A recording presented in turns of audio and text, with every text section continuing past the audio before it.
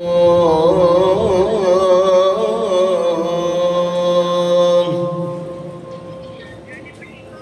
أن محمدًا رسول الله.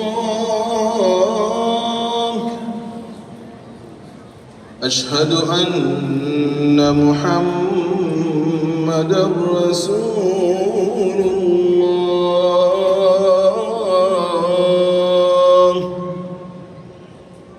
حي على الصلاة.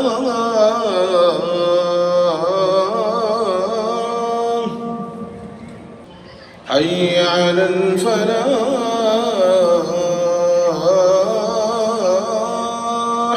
الله أكبر الله أكبر. لا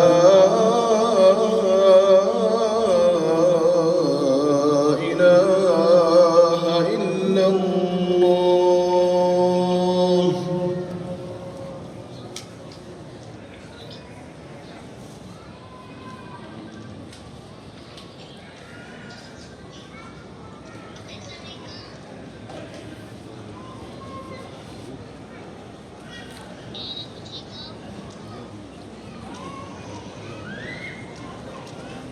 الحمد لله عم بالمعية عباده.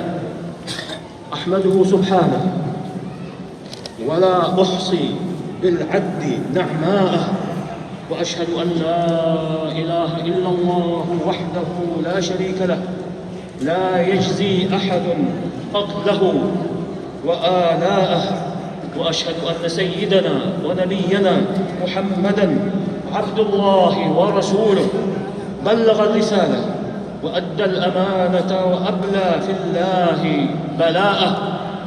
اللهم صل وسلم على عبدك ورسولك محمد وعلى آله وصحبه الذين رفعوا من الدين لواءه، ومن تبعهم بإحسان ما أطلع الحق ضياءه وقشع من الباطل ظلماءه.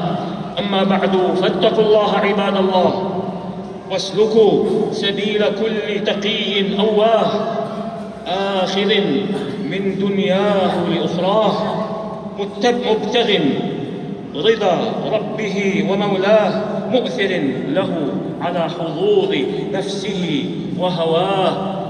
أيها المسلمون، في دروب الحياة وبين صخبها ولهوها ولغوها، وأمام محنها وخطوبها وشدائدها، يشعر المرء أنه في حاجة إلى من يسنده ويشد عضده ويقوي عزمه ويركن إلى عونه ويطمئن إلى رعايته.